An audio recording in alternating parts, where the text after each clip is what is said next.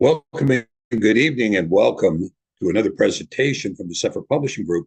In a Sefer Moments presentation tonight, we're going to be discussing World War III prophecy in a prophecy in real time. We're going to be talking about this tonight, and hopefully you're going to find this interesting. And I think we've arrived at a point where prophecy is necessary to be discussed in real time as to where we are, particularly when it comes to World War III. And as you know, many of us have been talking about it. There's been a great many commentators who have been talking about the potential for war on the horizon. And I did want to deal with that tonight. And we're going to deal with it by looking at some prophecies that have been here before. And we're going to deal with it in terms of the logistics on the ground.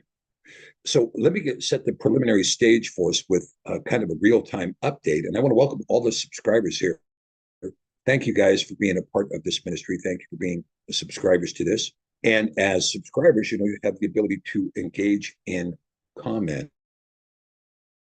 And of course, when we talk about the comments, this is, we restrict it to subscribers only in order to make sure that the comments are well measured and not blown out. And so, like I say, I want to welcome everybody who's in the subscriber body to this video, and feel free to share this. Now, I did not make mention of Sefer Academy or Sefer Publishing in the preliminary remarks, because we're going to be taking a look at a couple of videos tonight, and I want this to really be for educational purposes, this video. So some of the videos we're going to be reviewing are for educational purposes and commentary as part of the ongoing news. All right, so let's begin with the news. First of all, we can see that there has been a rather uptick in violence in the world, and I would say really since September 11th, 2001, we've had a continual uptick in violence. Now, arguably, you could say that this has an impetus that goes much farther back than that. But suffice it to say that there came a point where we became the operative arm of the military arm for the nation of Israel. And part of the impetus for us to go to war following 2001 was based upon the representation made that there were, in fact, weapons of mass destruction in Iraq. And of course, after we went there, that we didn't find any of those weapons of mass destruction, which made for a bit of a problem for all of those who had participated in that particular campaign. Some people were even calling it war crimes. But nonetheless, we can see that this uptick in violence has been ongoing now. And with respect to the Israeli nation, one has to consider the fact that the Israeli nation was more or less born out of force. In other words, following World War II, which was a very dramatic moment in the history of the European world, and also with what we would see in the Asia Pacific theater, that things changed pretty dramatically. And one of the things that changed dramatically was that the world, reading the narrative of what had taken place in the Nazi genocidal effort, which was essentially marked by major work camps that had evidence of tens of thousands of dead and even hundreds of thousands of dead. And many of the camps were destroyed. Right? So was destroyed, among others. But camps like Auschwitz, Dachau, Flossenburg, and so forth were still existing and gave evidence to mass graves and other what appear to be atrocities. Now, as a result of this understanding and the overwhelming emotional effect of seeing these kinds of things, there was a worldwide push and worldwide movement made to codify a new nation state, the nation of Israel, and to codify this nation in an area that was formerly of the Ottoman Empire. And, you could call the area Palestine, but its political past was that of the Ottoman Empire. And the Ottoman Empire held ground that was really quite significant before World War I. And in fact, if you go back before the year 1900, the Ottoman Empire controlled all of this area that we would call the oil-producing and exporting countries, the OPEC countries, not all of them, but it certainly included Saudi Arabia and Bahrain and Qatar and Kuwait and Iraq and Syria and Lebanon and Jordan and Palestine and Dubai and Abu Dhabi and all these places, all of the Saudi Arabian Peninsula and the Levant were all under the control of the Ottoman Empire, which was ruling primarily out of Istanbul or Ankara. Well, the Turks sided up at the wrong side of the war and lost the battle. And when they lost the battle, well, first of all, we need to start with the first division that took place in the Ottoman Empire, which was the dividing off of Saudi Arabia from the Ottomans. This was done by Lawrence of Arabia. And this separate kingdom of Saudi Arabia was formed with the financing of John D. Rockefeller to create a separate kingdom from which he would have the ability to exploit the oil resources at the expense of the Ottomans, quite frankly. And so the Ottomans lost their cash cow in these very vastly endowed, resource-rich countries along the Persian Gulf. And so this was the first death blow to the Ottomans. Now, the Ottomans, this happened, again, prior to World War I. But after World War I, the Ottomans became the poor man of Europe. And they were only able to hold on to what we call the Anatolian Peninsula. And even then, the Anatolian Peninsula was in the hands of the Ottomans, but also was jointly administered or jointly lived in with the Armenians. And there were many people who in the Islamic world did not appreciate the Armenian Christians. And there was a persecution, arguably a genocide, against the Armenian Christians. And you can go and you can see pictures. I've seen photos, for instance, of Armenian girls being crucified, a whole row of crosses, while they had their own version of the Trail of Tears, requiring anybody from Armenia or anybody of Armenian descent to walk the Trail of Tears back to Armenia. A lot of this had to do with the fact that the Turks believed that the Armenians had sided with the Russians in World War I against Turkish interests. And so this is why the Turks deny it was a genocide, but rather a wartime retaliation, if you will. Nonetheless, following World War I, the Turks no longer held the Levant. And the Levant would be divided up between two camps, the French and the British. And the French would hold the area that we now call Lebanon and Syria. And the British would hold this Transjordan. And the Transjordan went from, of course, the Mediterranean Ocean all the way back to Iran. And this was divided up by ruler. And you can see it, if you look on the map today, you can see this division by ruler, with the exception of the division between what the modern state of Palestine and Jordan. And of course, pursuant to the Balfour Declaration, this was supposed to be a dividing line. The Jordan River was supposed to be a dividing line with a new nation state called Israel to be formed to the west of the Jordan River, and the Arabic world to be created in the new nation of Jordan to the east of the Jordan River. And of course, this ignored the fact that there was a population that was living to the west of the Jordan River that were Arabs or Egyptians. But this was a group of people that were living there, the Druze and the Bedouins and so forth. There were also many Jews living in Israel at that time, too. But so what happened was the world decided we're going to impose a new nation state on this geography.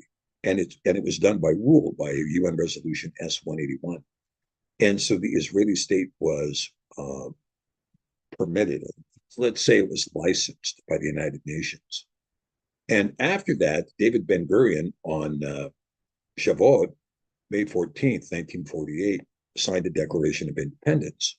And the Declaration of Independence, part of that was crafted with violence against British troops that were holding the British Mandate, what was called the British Mandate. And it included setting off bombs to the King David Hotel, which killed British troops, and caused the Brits to basically abandon the area. And the Brits abandoned it and retreated back to Cyprus. And then the nation of Israel was born. But Israel was born out of violence, much like the United States was born out of violence. Israel was born out of violence, and it was born out of violence against the indigenous people living there, if you want to call them indigenous. Most of them had been there, their families had been there for thousands of years. And so the state was born out of violence, and it included the taking away of property, the seizure of homes, and even the killing of families to allow Israeli settlers to settle on the land. And they would take the land and they would form kibbutzes and so on, which were collective farming operations in Israel. And Israel was known in its initial creation as a communist nation. It was understood as a communist nation, that it was a nation that practiced communism, but had a democratic front called the Knesset. All of this was funded by Lord Rothschild out of London, who funded a great many of the enterprises inside Israel. However, most people do not understand or know that the Vatican owns vast amounts of land and critical lands in Israel, including, key properties in the old city of Jerusalem, key properties on the Mount of Olives, key properties at Capernaum, including what they believe is the Mount of Beatitudes, and other places throughout Israel that are, kind of key properties that are owned and controlled and run by, to this day, the Vatican. Other nations have a substantial presence there. The Russians have fairly large churches there and a Russian monastery at Ein Kerem. The French have a monastery and a convent at Ein Kerem and other resources inside the country. Greek church is present. The Orthodox church is present. The Armenian church is present. Even the Georgian church has a presence there. And of course, the Egyptian Coptic church is very present in Jerusalem. And it's quite dominant. And so you can see the Egyptian Coptics, for instance, working the upper deck of the Church of the Holy Sepulchre, for instance. That's one example. Greek Orthodox Church maintaining the church, but Egyptian Coptics holding the place on the roof. And so anyway, all of these things go to a history that created this nation of Israel. Now we can see, so Israel has always been in an understanding that if they are not aggressively at war with their neighbors, then their neighbors will be at war with them or planning a war with them and trying to overtake them. So as a consequence, in the Israeli mind, it's necessary for us to always hit the agents in Lebanon, called the Hezbollah. It's necessary for us to hit the agents of Iran, whether they're in Syria or in Lebanon or wherever they may be. It's necessary for us to push back against Hamas and other places, because these people, if we don't push back, they'll be coming at us. And as a consequence, the United States was talking into making war with Iraq. And immediately after the war from Iraq began, Netanyahu began lobbying Congress every time he would show up with the idea of bombing Iran, bomb Iran, bomb Iran, bomb Iran. And of course, this rhetoric would allow him to garner more support, more financial support. By the way, Israel has received much more financial support over the years than has Ukraine, to give you an example. But this kind of rhetoric was being done in order to cause more armament to flow in, more weaponry to flow in. And of course, then Israel declared itself to be a nuclear power at some point. Well, they didn't declare it, but the rumor went out, and they've denied it, that they had nuclear weapons. But it is believed that they have some 300 nuclear weapons. And my approximation, a guess is another word for it, is that they have 6 and 12 kiloton nuclear weapons, because they didn't develop their own nuclear weapons. They received a body of tactical artillery nukes from the United States that were 6 and 12 kiloton. Now, they may have put some of them together into a major bomb, but I think for the most part, you're talking 6 and 12 kiloton bombs, which can do a great deal of damage. But they don't do the damage that a 90 kiloton bomb or 150 kiloton bomb or 750 kiloton bomb will do. They don't do that kind of damage, but they are nuclear weapons. Okay. So when you understand that because Israel was born out of violence, violence has always been its future. And so those who are aware of that realize that the IDF has to be maintained at all times. They have to have armed people in the streets at all times, and they run the country as a military base. The entire country is a military base.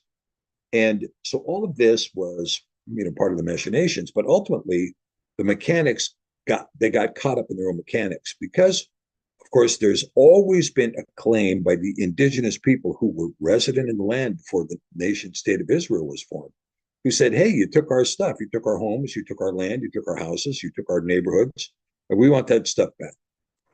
And the UN has turned a deaf ear to this cry. But there was an agent for many, many years that was employed by the Palestinians, whose name was Yasser Arafat. You might remember him. He showed up at the UN with, I think it was a 32 revolver. I think it was a 32. Might have been a 357, but I don't think so. I think it was less than that, something like a 32. But he had a revolver that he was wearing when he came into the UN to speak. And Yasser Arafat turned out to be a corrupted individual who had sequestered some 1.6 billion of funding that was intended for the Palestinians themselves. It went into his bank account. And he would run around pontificating and posing and so on and so forth.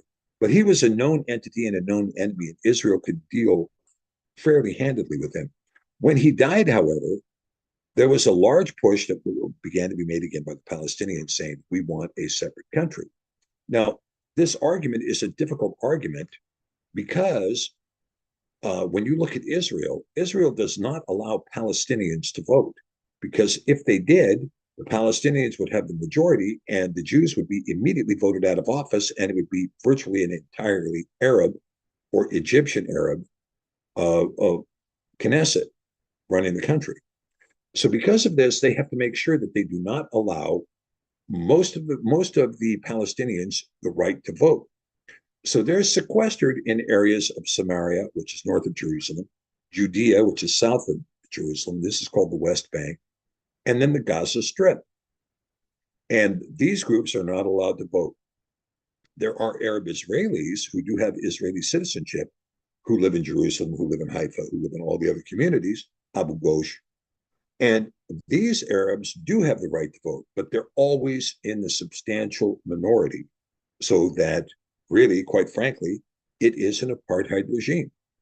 So to avoid the accusation of being an apartheid regime, there's always the discussion on the table of a two-state solution. It's always a discussion. You're never going to get there, but you're always discussing it so that you don't have to face off to the reality that it's an apartheid regime.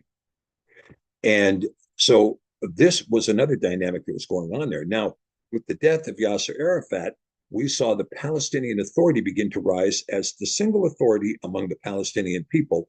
And with a single voice, they would have the ability to go to the UN and petition to be recognized as a separate state under a single authority. So it was the Israeli government, most particularly the Israeli government under Benjamin Netanyahu, who funded and formed Hamas, a competing entity in the Gaza that would not take any kind of commands from Ramallah and the Palestinian Authority, but instead would make its own commands. So Hamas was created by the Israeli government, and Hamas meaning terror in Hebrew, to offset the power of whatever power the Palestinian Authority may have, to again prevent a unified voice among Palestinians, to keep the two-state solution on the table, but never being realized, such that Israel could not be accused of being an apartheid state. So this is kind of the balancing act, if you will, that was going on. Now, of course, all of this kind of, things started getting more and more tense because Israel's neighbors were getting more and more armed. And the Israeli intelligence was taking note of this.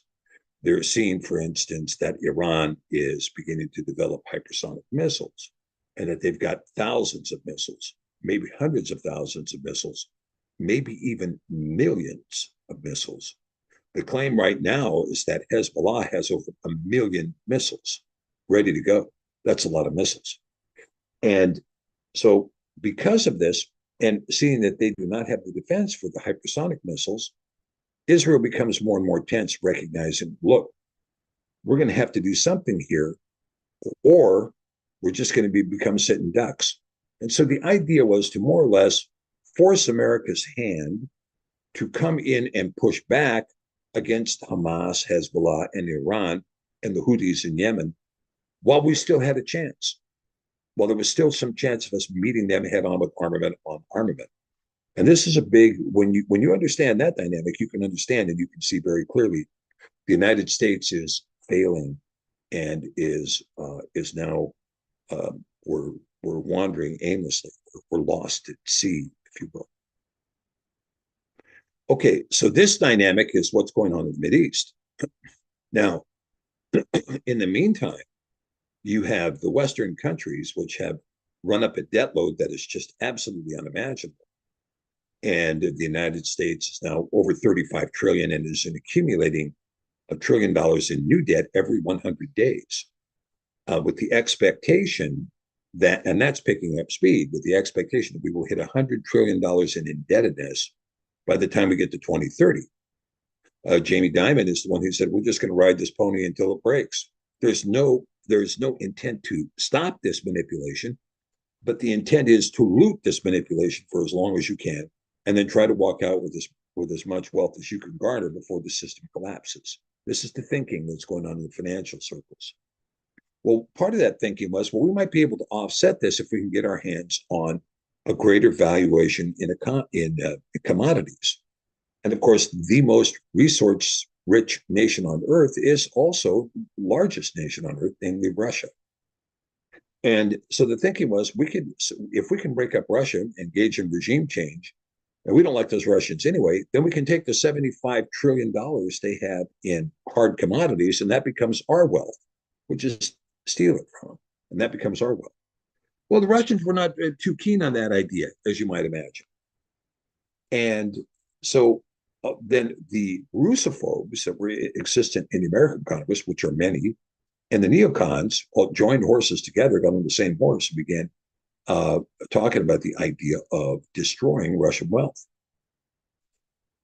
And a lot of this had to do with the arrogance that took place after the collapse of the Soviet Union. The Soviet Union was destined to fail. It was a communist enterprise. Communism was the poorest form of economics you could possibly ever engage in as a nation. They did for 70 years. They used their money, all of their resources, and everybody else's until they collapsed.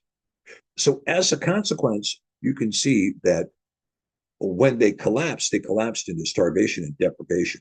The life expectancy fell dramatically for men by almost 20 years. It fell by almost 10 years for women.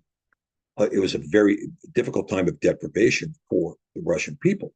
And when you look at it, the Soviet Union, which had been 16 nations that had been joined together under the Soviet banner, they were all became newly independent states, the NIS.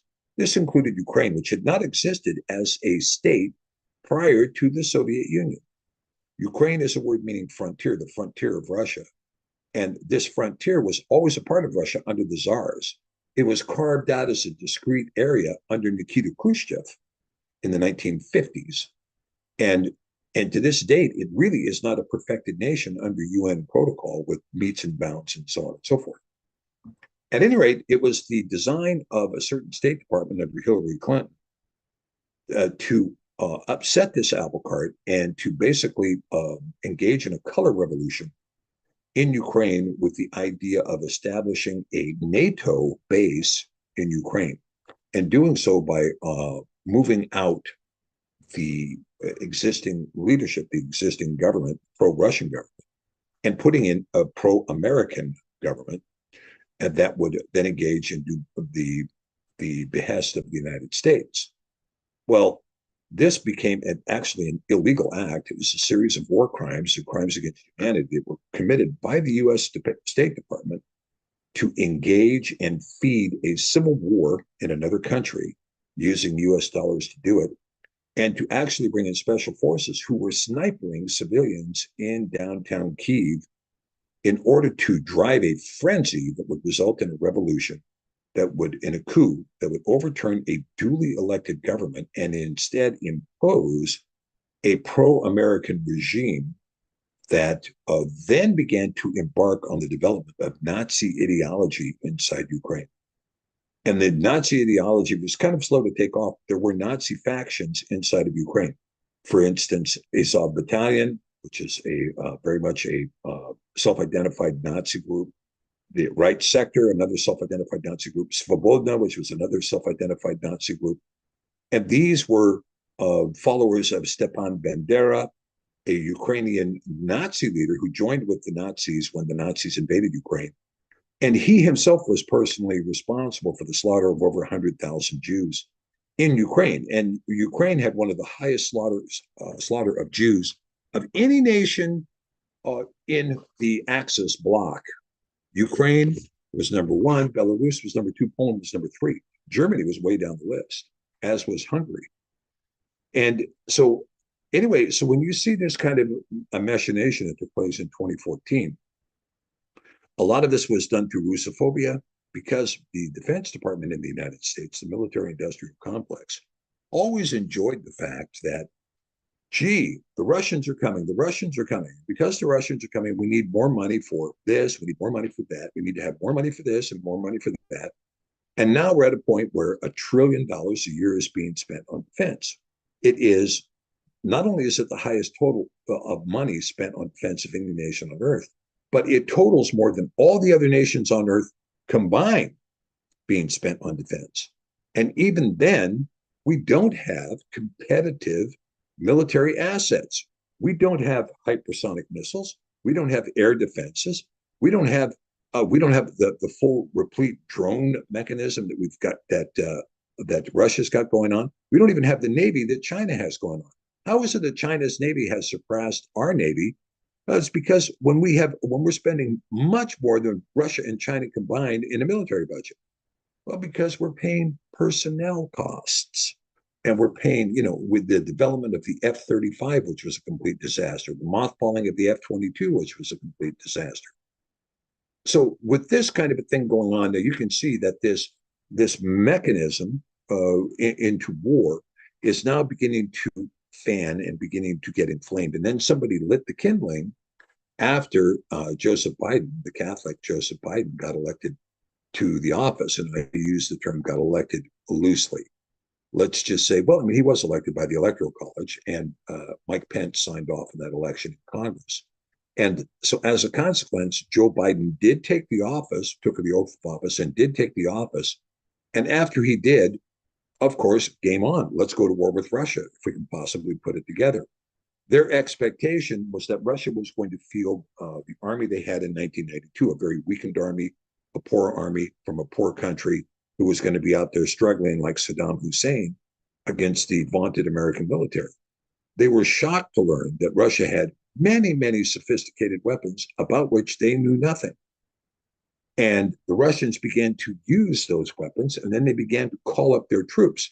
And of course, their troops see this as a patriotic war. So the morale among the Russian troops is extremely, extremely high. And it's not so high among the Ukrainian troops. In fact, morale among the Ukrainian troops right now is at a very low end, very, very low end. There's very little left of the Ukrainian army. Okay, so now that we see this kind of thing, you can see this kind of structure that's here. Now we have to get to what's going on with China. Because again, when you go back to the 1990s, Bill Clinton, who was a serial adulterer, Newt Gingrich, who was also a serial adulterer, these two got together and through a coalition form of government, the Uniparty, you might see it as, began to work together to develop the North American Free Trade Agreement, the General Agreement on Tariffs and Trade, GATT, and NAFTA, and ultimately the World Trade Organization, that then created an open door for American industry, American manufacturing, American textiles, all to leave the country and to take their operations to China, including General Motors is one of the chief agents that left. But there were many, many corporations, in fact, and soon it became pretty clear to the corporations remaining in America that they could not compete with their Chinese counterparts.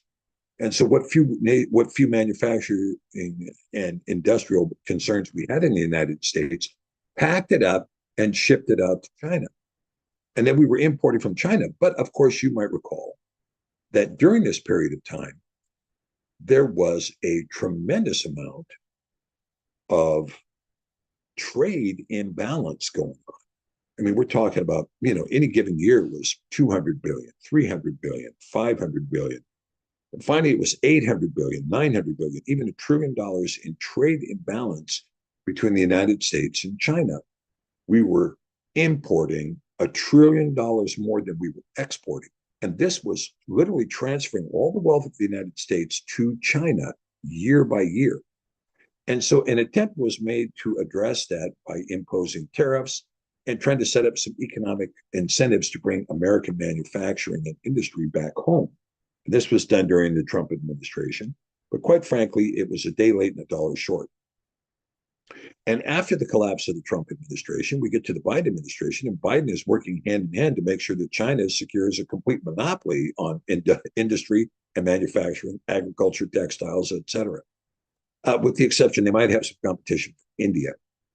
And so, with that going on, this scene has been now developing where China's GDP has exceeded the United States gross domestic product. The Chinese gross domestic product is greater than the U.S. And even then, the comparison between the American gross domestic product and the Chinese gross domestic product is ludicrous because our GDP is premised upon puffed up valuations. Now, you might recall Trump got convicted on 39 felonies for quote unquote puffed up valuations. But the United States is totally guilty of the same thing, where we claim our GDP is this because certain hedge funds have been buying up real estate and then pulling the real estate out of the market so that demand continues to increase, but the supply cannot be fed because they're hoarding the supply, causing an inordinate spike in the cost of real estate, which then drives the value of the real estate up, which then drives up the stated value of the GDP. All of it is predicated on gigantic balloons of overvaluation of American assets. So our GDP is much lower than what's being stated, and it's much lower than China's GDP. And so once the Democrats began to see this, and certain people in the Pentagon began to see this, hey, look, we're slipping. These guys are now the number one country in the world. Let's figure out a way to go to war with them. And so this agitation begins over Taiwan. Well, they think of Taiwan as part of China. Let's go over there and stick two fingers in their eye and tell them we're going to take Taiwan away from them. And we might do it through a color revolution, or we might just arm them up to the teeth and dare them to come in and fight the United States and Taiwan. So this is what has been going on since Biden took office, too. He's been picking a fight with China. He picked a fight with Russia. And now you can see that Israel has picked a fight with the entirety of the Arab world. So in this milieu now, let's take a look and see what's happened. Well, the Russians have moved dramatically against Ukraine. Ukraine has a minimum of 500,000 war dead in the grave, and probably more like 700,000. And virtually all the armor that has been supplied to Ukraine, tanks, Bradley fighting machines, armored carriers, MRAPs, so on and so forth, and the occasional Renault that comes in from France, all of those have been destroyed on the battlefield. I mean, virtually all of them. And so the Ukrainians will not post any of these things out on the battlefield anymore because the battlefield has changed. The battlefield is controlled by satellite scanning and imagery and heat-seeking drones and drones with GoPro cameras on them that can hone in their target with exactitude. And small drones that are less than $100,000 are taking out multi-million-dollar tanks. And the only defense is to shoot a multi-million-dollar Patriot missile at a drone that they might miss, and that they might even be able to may not be able to pick up because the drone's flying beneath their radar. So you can see this is the kind of milieu that's been happening in Ukraine. Now the Russians are able to advance anywhere they want, basically, in Ukraine. They can go anywhere they want. There's no army left to be able to fend them off. You might have a bunch of guys standing there in uniform, but they do not have the ability to fight the Russians to prevent the Russians from advancing. And NATO knows this. And so this is why NATO is talking about putting German troops in there, French troops in there, Finnish troops in there, Polish troops in there, Romanian troops in there. They're all talking about this. And this is why the Biden administration continues to escalate this war by bringing in longer range missiles that are being used now to strike civilian targets inside of Russia. And that's what they're doing. They're targeting residential areas, they're targeting apartment buildings, they're targeting theaters, they're targeting homes, they're targeting civilians, intentionally targeting civilians with American long range weapons. Now the discussion is, of course, that they're going to put F-16s in Ukraine, and these F-16s have a nuclear capability capable of shooting tactical nuclear weapons called the 61A or the 61B. And these 61As and Bs have been moved into Europe, and Stoltenberg has now announced that they are arming those weapons. And this is what he said. He said it in, undertone dialogue, coded dialogue, you might call it. But that's what he said. And so as a consequence, the Russians have said, look, when a plane takes off in Poland and launches a missile in Russia, we're going to bomb the runway in Poland. That's what's going to happen. And there is discussion about a preemptive strike as well. Now, the word preemption is now going around the circles. For instance, Hezbollah is now talking about a preemptive strike against Israel because Israel has come out and said, and their war cabinet has decided they're going to go to war with Israel or with Lebanon. So because of that, Hezbollah is preparing. And Hezbollah has said, well, if we're going to go to war with Israel, then we're going to launch a preemptive strike, a massive missile strike all over Israel. And it's not just going to be targeting Haifa. They're going to target everything. They're going to be targeting their storage depots for ammunition, their storage depots for fuel, their storage depots for natural gas, their ports. They're going to be targeting the Dimona nuclear power plant and whatever, and their runways and their bases and everything else. They're going to be targeting all of that. And this, remember that Hezbollah may have 1 million missiles. So as a consequence, we can see that the likelihood of this thing exploding into a massive war is very, very likely. I mean, this is the match that once this match is lit, boom, it goes off. And when this match goes off, then we've got a real problem. And the real problem is that Hezbollah has said if Israel launches a single aircraft from a Cypriot base on the island of Cyprus, they will strike that base in Cyprus. And that puts Hezbollah at war with Greece. And if Greece enters a war against Hezbollah, Turkey will enter the war against Greece. Then you have Turkey and Iran and Lebanon and Syria and Iraq and possibly Egypt all entering the war against Israel, and Israel fighting back with Greece and the United States. But the United States may be very well occupied with what the Russians are preparing to do. And that's what we're going to look at today. All right. Let's see if we can get into this a bit.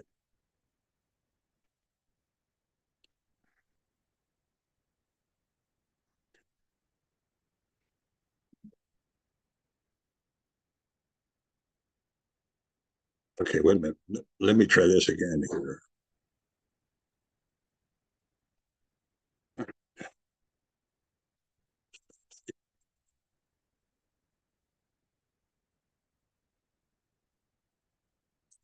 World War III, prophecy in real time.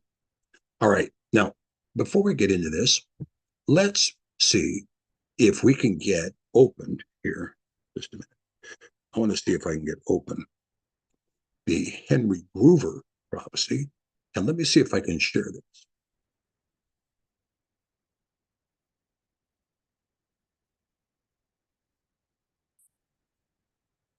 Well, no, that's the Dimitri Duduman prophecy. Okay.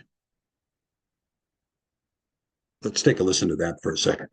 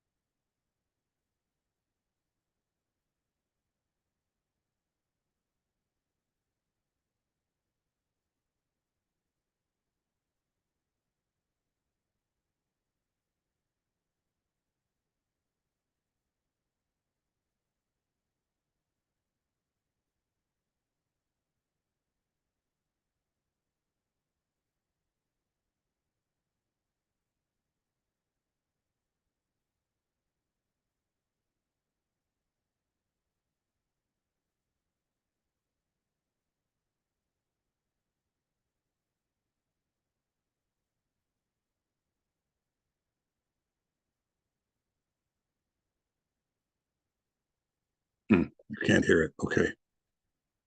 Right. Let me come back to this. Sorry about that. Sorry you couldn't hear that. I'll have to try to engage that again and see if we can get it to where we can be heard. That was the Dimitri That was the Dmitry Duduman prophecy. But let's discuss, since we don't have that sound open, I'll have to see what I can do to get that.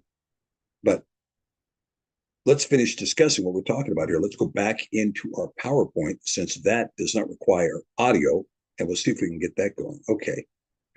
World War III prophecy in real time. All right. So, to the extent that we have scripture going on here, okay, one more time. You never know what's going to happen around this place, right? Around this joint. All right. Let's try World War III and prophecy again. Oh, I see what's going on. Start at the top, right? That would help. Okay, there we go. All right. So the Third World War must be fomented by taking advantage of the difference, excuse me, of the differences caused by the agentur of the Illuminati between the political Zionists and the leaders of the Islamic world. The war must be conducted in such a way that Islam and political Zionism mutually destroy each other. Meanwhile, the other nations, once more divided on this issue, will be constrained to fight to the point of complete physical, moral, spiritual, and economical exhaustion. We shall unleash the nihilist and the atheist, and we shall provoke a formidable social cataclysm, which in all its horror will show clearly to the nations the effect of absolute atheism, the origin of savagery, and of the most bloody turmoil.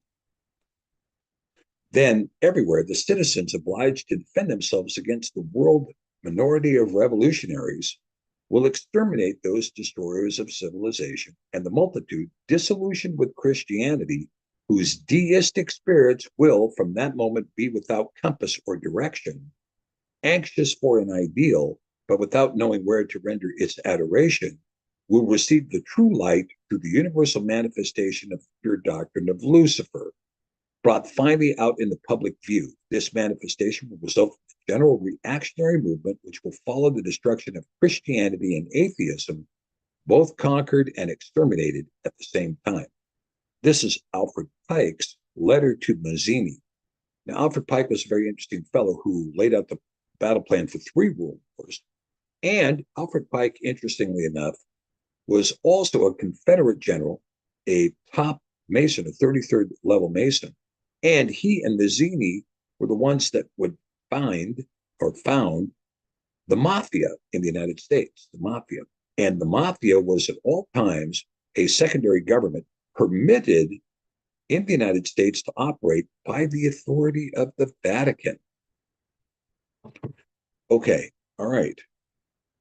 Now, well, let's continue on with some of these prophecies. According to the prophecies of Seer von Rensburg, the South African prophet, World War III begins with an uprising beginning in England, where African immigrants drive a civil war during the time of a famine, which begins the collapse of the United Kingdom. Now, arguably, we're there right now. We're there right now. We have a substantial body of immigrants, in African immigrants in particular, in the United Kingdom. They're overwhelming all of the resources, and they have overtaken the majority in London. And so, as a consequence, the priorities of civil war are rising. In particular, the demand to replace the Anglican Church, the Anglican Protestant Church, with Islam. And this is really quite dominant, as you can see mosques everywhere. And the stickle moon rising where crosses used to be.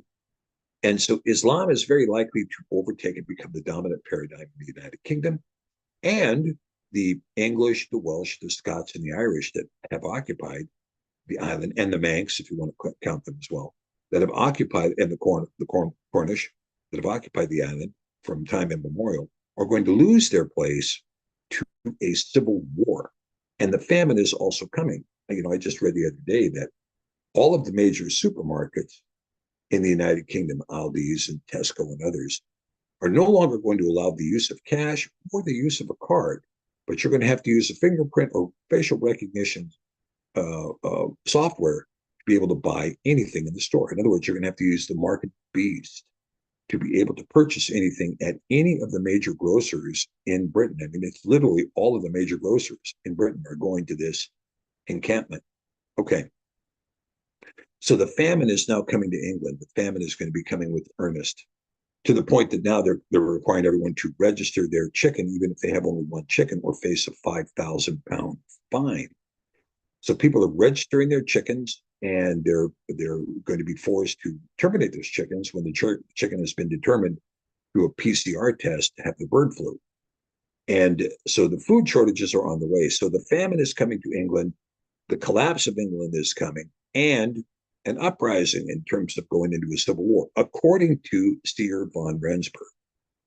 Once this begins in England, similarly, a civil war will erupt in France as immigrants also stream into France as they have into England. Well, again, this is already underway.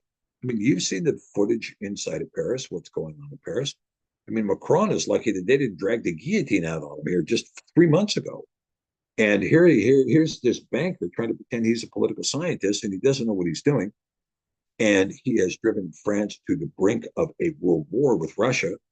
And of course, the immigrant stream that has been coming into France is again doing the same thing to France that's going on in Britain. That is, it's Islamifying the state.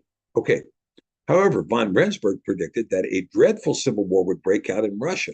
Well, and he's right. This war that we call the war in Ukraine assumes that Ukraine is some distinct nation, but it's not. It's really just the frontier of Russia full of Slavic people.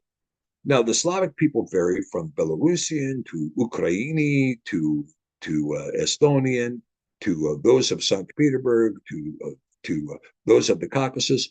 In other words, there are different people groups in all of Russia, 165 different languages spoken in the nation. So there are many different people groups in Russia. Some of those people groups are located in the frontier called Ukraine. But Ukraine has never defined itself as a nation before the United Nations because it didn't pre-exist prior to the Soviet Union. It was created under the tenure of Nikita Khrushchev. So as a consequence here, what really is going on in Ukraine is a civil war that has been sponsored by the United States and saying, the South will rise again. And I'm surprised they didn't put up the stars and bars. Well, they didn't because this is a different kind of argument. But nonetheless, it is a civil war, and it is a dreadful civil war. And it's actually underway now, the battle between Ukraini and Ruski in the Donbass. In reality, this is a civil war. Seer von Rensburg predicted that the war would break out in Russia and spread right across the North Pole from Iceland to Moscow and from Greenland to Alaska and Siberia. Well, of course, I'm not quite sure what Seer von Rensburg was seeing, but the Russians do have military assets, namely very powerful nuclear subs with massive munitions on board, pre-positioned in the Arctic Ocean that may be as far south as Hudson Bay in Canada. We don't know that, but there's nothing saying that they're not there. Now, Seer von Rensburg also said that because England fears a Russian bomb attack, they connive in secret with the Russians. They betray Western military secrets to Russia and sign treaties with Russia against the USA. Russia mistrusts the English. The USA learns of this treachery and realizes the danger of the English betrayal against it. Nonetheless, von Rensburg declares that England is totally destroyed. And von Rensburg discusses the size of the war, saying that many secret weapons and gas is used everywhere, while horrific bombs sow death, that would be nuclear weapons, while horrific bombs sow death and destruction, nations will be annihilated, some nations ceasing to exist entirely, while others will survive but be worthless. It will be a devastating war, and everyone will be expected to go and fight. I can tell you, a friend of mine sent me a new ad that's being generated by the U.S. military, inviting seniors to join the U.S. military and pick up a $75,000 bonus in doing so. You get $25,000 when you join, you get $25,000 later on, and then you get a $25,000 death benefit. I don't know what the last $25,000 when it gets paid, but they're intending on bringing seniors in to fill administrative positions and so on and so forth because they have a massive shortfall in personnel. And that massive shortfall was caused by developing a DEI agenda and forcing certain medical procedures on people that they didn't want. Van Rensburg also foresaw electric beams sowing death and destruction above and below. Even the soil will be destroyed, and a few people will remain alive. We might call these directed energy weapons. The Russians, he saw the Russians storming through Hungary, Yugoslavia, and through Austria and Italy to occupy these countries, and then through France, which supports Russia at this point, en route to Spain. By the time summer sets in, they will have virtually conquered the whole of Europe. Now, when they're talking about the whole of Europe, they do not go past the Pyrenees, according to Van Rensburg, that they're stopped at the Pyrenees by a combination of German, U.S., and Spanish troops. But the Vatican will be completely overcome. And in fact, the 1709 icon prophecy demonstrates that the Vatican will be completely overcome and destroyed. And this will be the end of the Western Church. Okay. However, the prophecies which are most alarming are the prophecies of Henry Gruver and Dmitri Duduman. Now, I am going to see what I can do to pull those prophecies up. And I think it's going to be a little bit difficult. Okay, let's see here. Just a minute. Okay, let's see here. All right. So hopefully you guys are hearing this presentation. Okay, so Elka West asked the question, do you think that the Protocols of Zion was real or propaganda piece? No, it was a genuine book, and it did reflect what was going on. And of course, it was denounced as blood libel, but it did reflect that kind of radical Talmudism, one of many doctrines that were being printed at that time. And once that got out, of course, it was denounced because they really wanted it written in Hebrew and not in English. Okay. All right. And by the way, I want to thank Shel Wagner for a great presentation this morning. Thank you, Shel, for hosting me. I really appreciate that. And our discussion on Russia was also very indicative. And you pointed out something this morning that I thought was really good, that the bear would have three ribs in its mouth. And those three ribs may very well be London, Washington, D.C., and the Vatican, the three obelisks that represent the tripartite power arrangement in the Western world. Rome being the spiritual leader, London the financial leader, and DC the military leader. Okay. So let's see here. Back here, and I'm surprised that I don't have an updated video going on over there. But all right, I'm going to see if I can share the screen again. And let me see if I can get the media, if I can get the audio working here. Yeah. It's not giving the audio option like it used to. And which I'm kind of sad about because we used to have that capability. All right. So I think what I'm going to do is I'm just going to talk our way through it. I'll just talk our way through the Dmitri Duduman prophecy. Dmitri Duduman was shown a prophecy showing the west coast of the United States, Miami, New York, being destroyed by Russian missiles. And at the same time, Henry Gruver, who had seen a prophecy from the Eagle Tower, his vision was similar, that he would see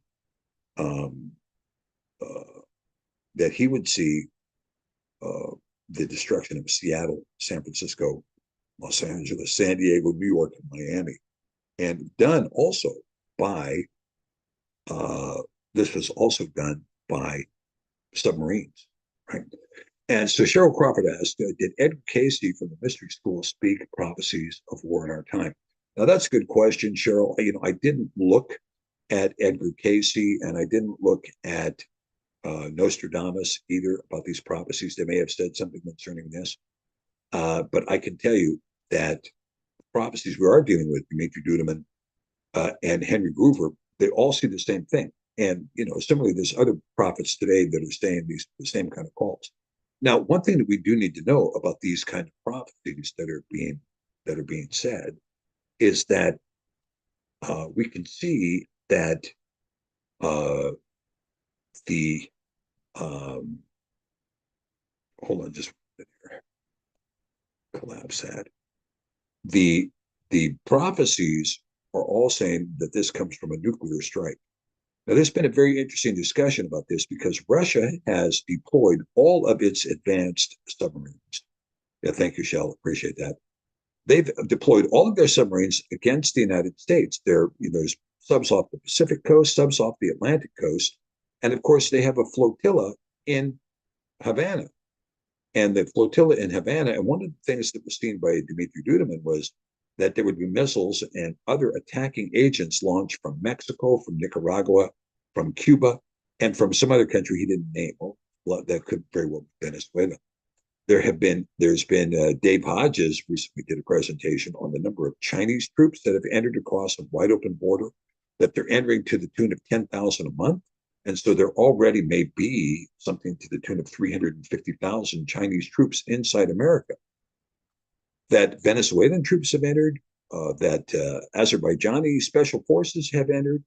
There's a number of groups that have just taken advantage of an open border and walked over, and they're inside the nation now, and they're set up for immediate deployment.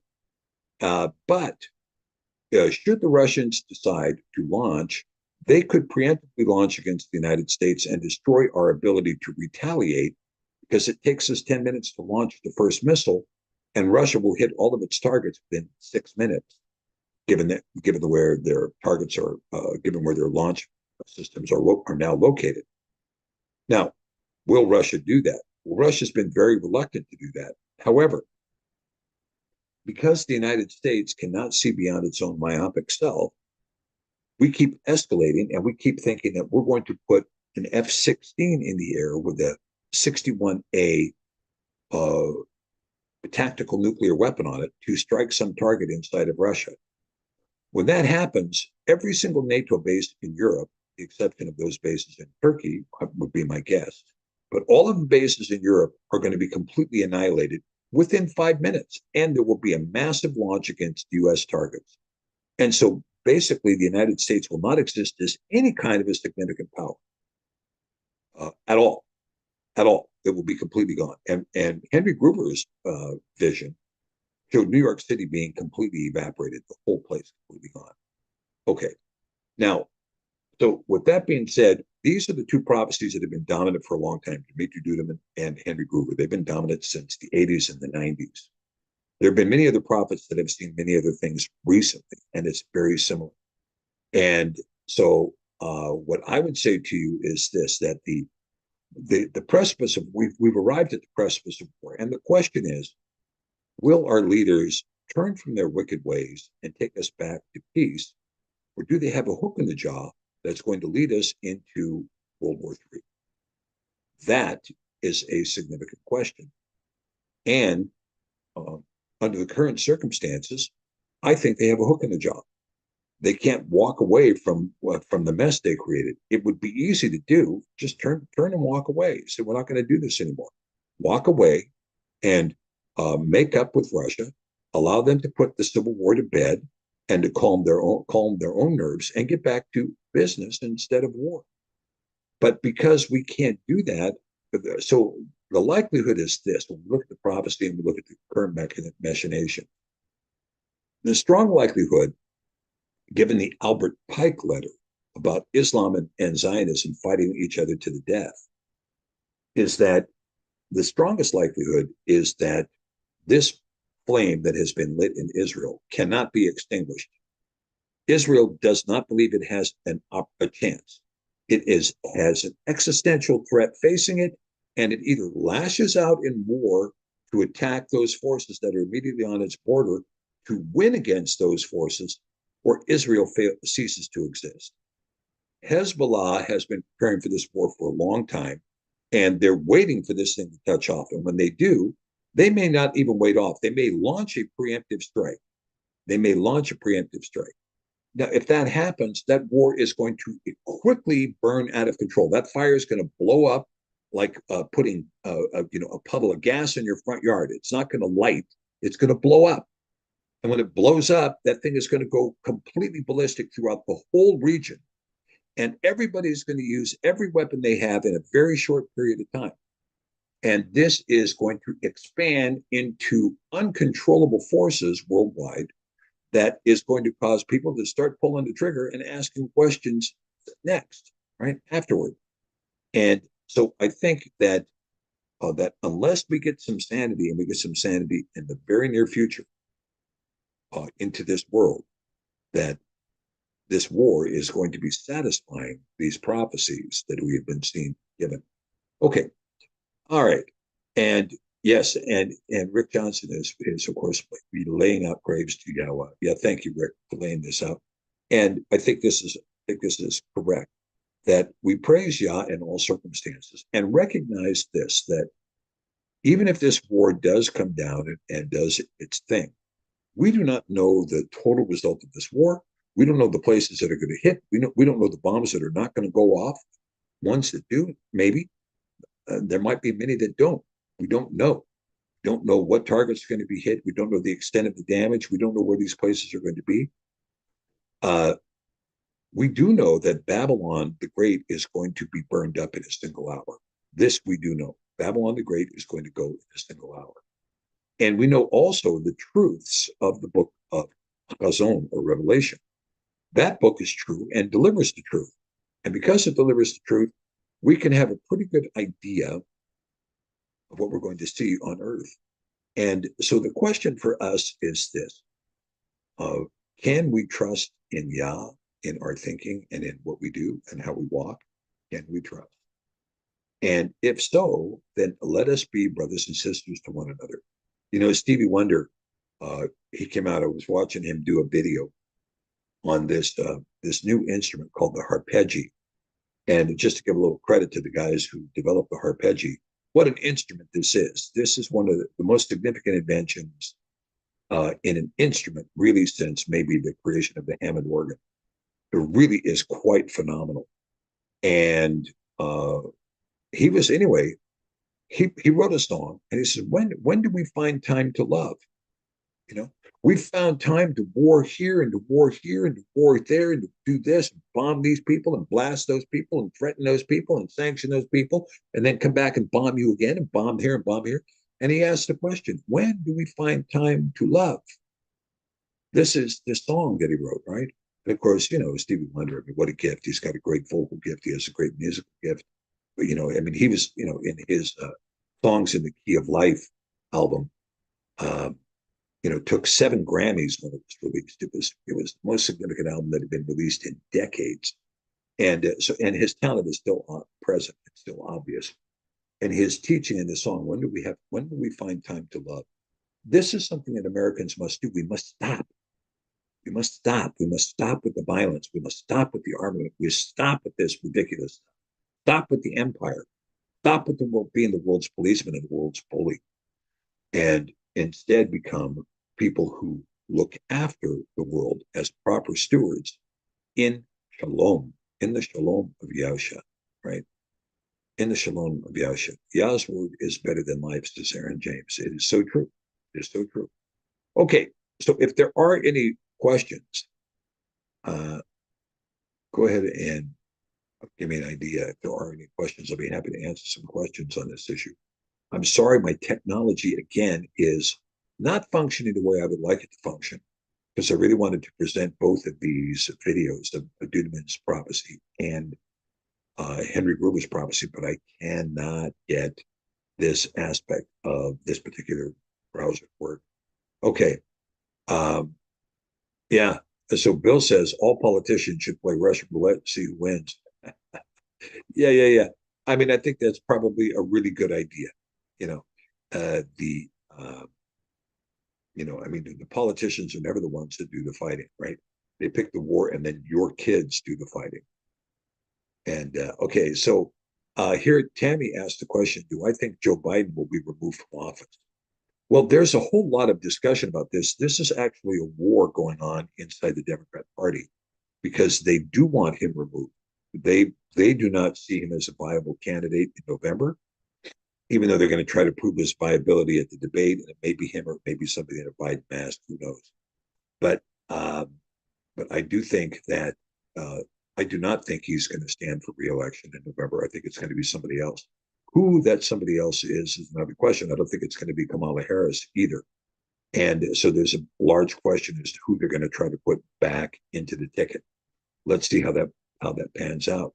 So speaking of truth says, what are my thoughts on China and Russia's recent meeting? Well, that was look. This is a marriage that could have been made between the United States and Russia. As when we had technology and manufacturing, we could have gone to Russia as a natural resource provider and married these two cultures, and we would have been absolutely dominant over the world. I mean, then the world would have been very successful and very wealthy at the same time. But the fact that we let China finesse this relationship with Russia is something that would cause Henry Kissinger to flip over in his grave, even if he was never in it. And uh, the the difficulty, of course, is that with China and Russia, China needs Russia's resources, namely its natural gas and its oil. He who has Russia's cheap natural gas is the one who's going to win the manufacturing war. That's pretty simple. And they're going to win the industrial war. It's very simple. It's very straightforward.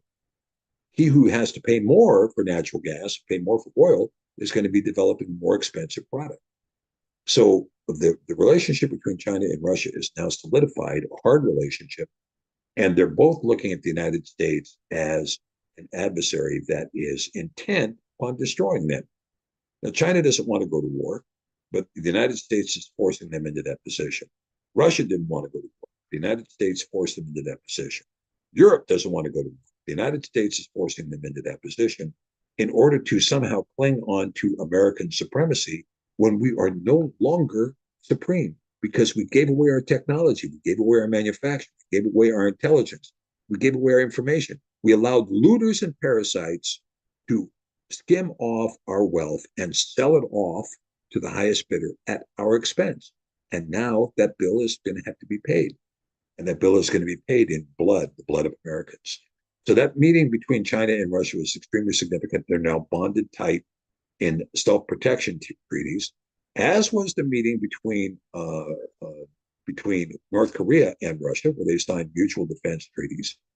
And Putin had a very extremely successful meeting in Vietnam with Vietnamese leadership, pledging again, not necessarily mutual defense, but they're definitely together in many, many ways. And so you can see Putin is shoring up the allies, and essentially it's all of Asia now that is being pitted against the United States and Israel. That's essentially what's happening. Hey, thank you, Cheryl Crawford. I appreciate that. And someday, if things go worse, if we lose the internet and so on and so forth, like we have in Ecuador, I am going to be, I'm going to be trying to, I'll be seeking out a shortwave alternative. Okay. And so look for me on shortwave bandwidth if we lose internet. All right, what's my take on gematria? Well, gematria is part of the Hebrew analytic, and gematria has its place, but it doesn't have a real significant place, in my opinion. Sometimes you can reckon the gematria to say, well, if it doesn't have this gematria, then it can't possibly be true. But that may be the extent of its validity in gematria. Okay, it's not something. If you get too caught up in gematria, you'll be gone. You won't be able to even walk down the street without looking at an address or looking at a phone number or looking at a street number and going, well, that means this and that means that. And so be careful about gematria. That's not a slippery slope. That's a greasy skid. Gematria is. Okay. Okay. And Bill says poking the bear, antagonization out of the cave, end of hibernation. Yeah, I mean, this is it. The hook in the jaw has been set. No adequate retaliation. 3 minutes to devastation. And this is absolutely true, Bill. If the Russians were to launch on us right now, if they said, okay, we've got 1,000 nuclear missiles, launch now, here, press the button, go. Those missiles would hit 1,000 targets in the United States between 3 and 6 minutes.